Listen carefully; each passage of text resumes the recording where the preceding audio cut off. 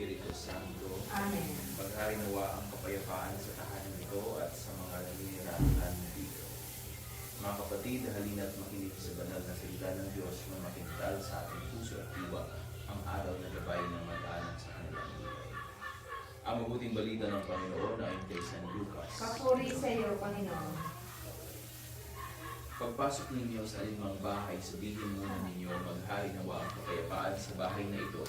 Kung may bigin sa kapayapaan ang nakatira roon sa kanila ang kapayapaan, ngunit kung hindi sila magkakamit ito. Manatili kayo sa bahay na inyong tinutuluyan, kanin ninyo at inumin ang anumang idulot nila sa inyo, sapagkat ang manggagawa ay may karapatang tumanggap ng kanyang upa. Huwag kayong magpapalibat-libat ng bahay kapag tinanggap kayo sa alinmang bayan. Kanin ninyo ang anumang ihain sa inyo, pagalingin ninyo ang mga masakit doon, at sabihin sa bayan na lalapit na ang paghahari ng Diyos. Mga kapatid, ang mabuting balita ng Panginoon. Pinupuri ka namin, Panginoong Jesucristo. Every time we bless house, we recognize two things. First is the human effort. Ang lahat ng ito ay iniisip natin na gawa ito ng we did our best to put all these things. Nagtrabaho tayo, nagpapagod, nagpawis para mapundar ang isang bagay o isang tahanan, isang bahay.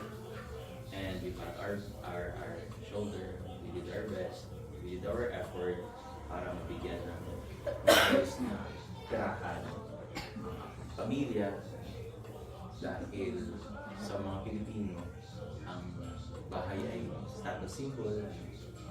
Ito ay nagsasalamin, nagsisimbolo ng status mo sa lipunan. As much as possible, pag marami ng pera, you build bigger, better one, stronger one. And it is contrary kapag wala tayong pera, sala tayo sa buhay, build good hope.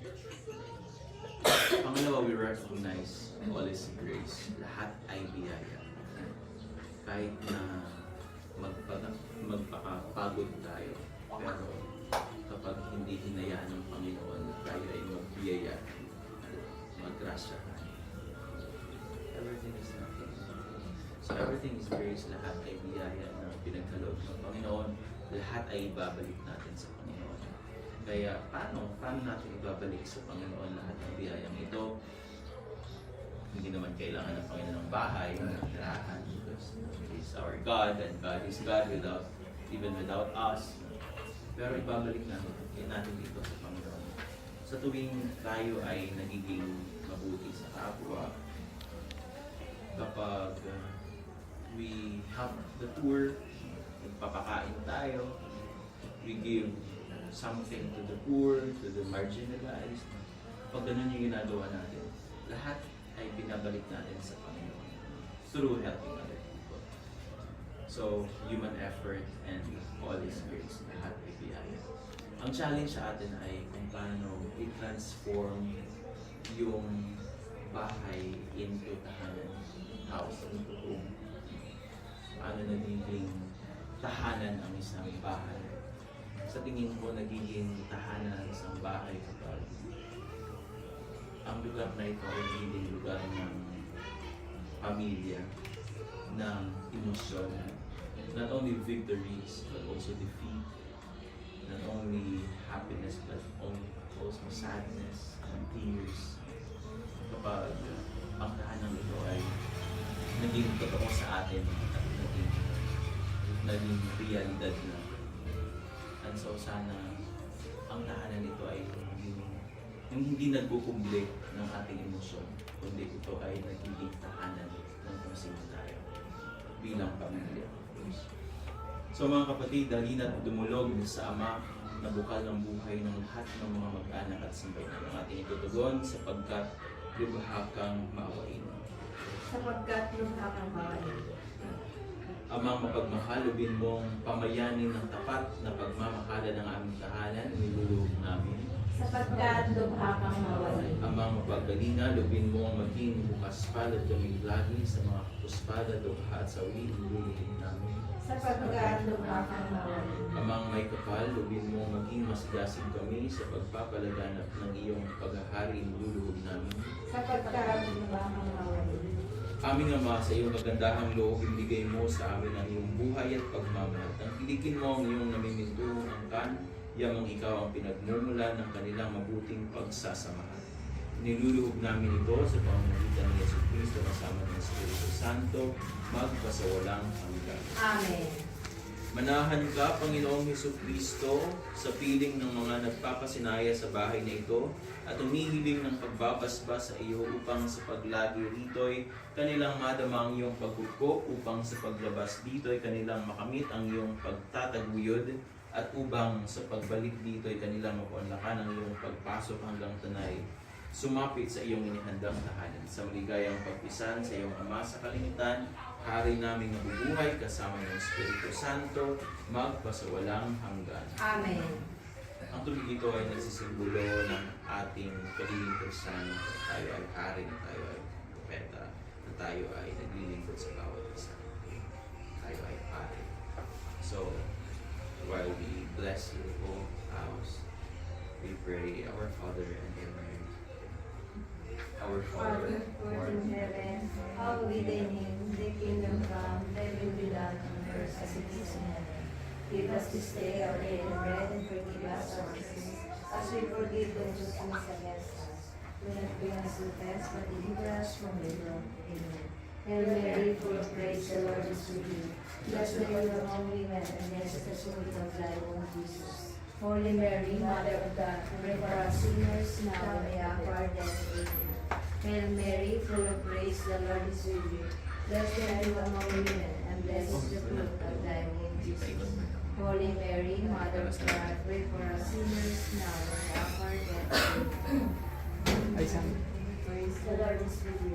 Blessed are you among women, and blessed is the fruit of thy womb, Jesus. Holy Mary, Mother of God, pray for us sinners, now and at the hour of our death. Amen.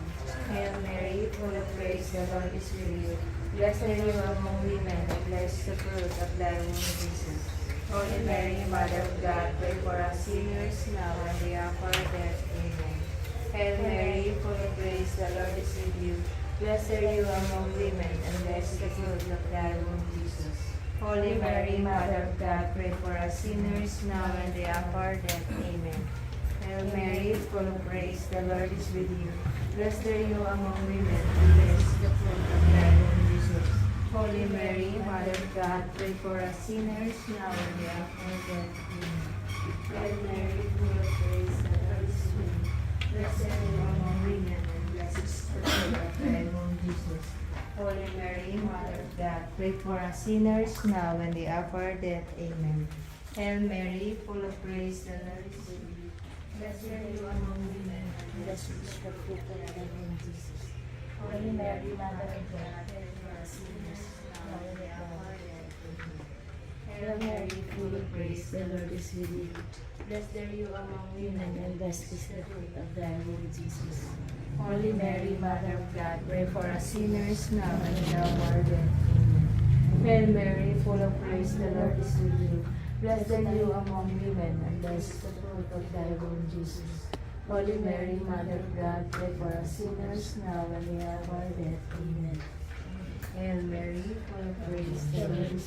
you.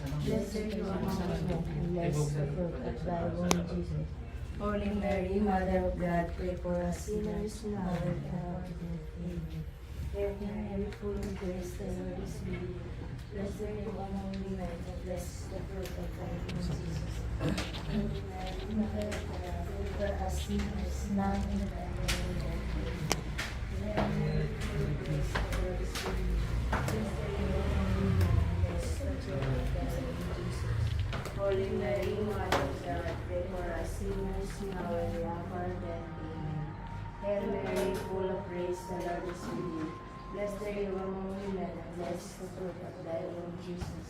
Holy Mary, Mother of God, pray for us sinners, now and at the hour of our death. Amen. Glory be to the Father, and to the Son, and to the Holy Spirit, as it was in the beginning, is now, and ever shall be, world without end. Amen. Ang nagpapabanal sa tahanan ay mga taong nakatarang. Kahit na ilang beses natin paspasan.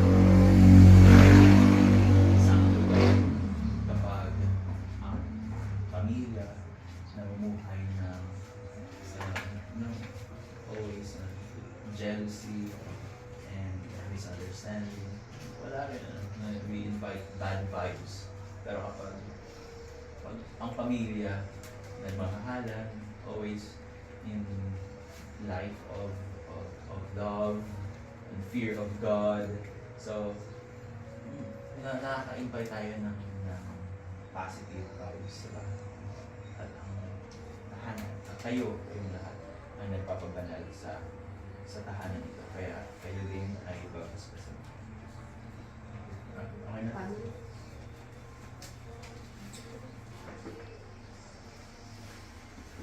Ang kapayapaan, kaloob ni Kristo ay maghahari nawa sa inyong puso at ang salita ni Kristo ay manahang lubusan sa iyong kalooban upang anuman ang iyong ganapin sa salita o gawa ay mangyaring lahat sa ngalan ng Panginoon ngayon at magpasawalang hanggan. Amen.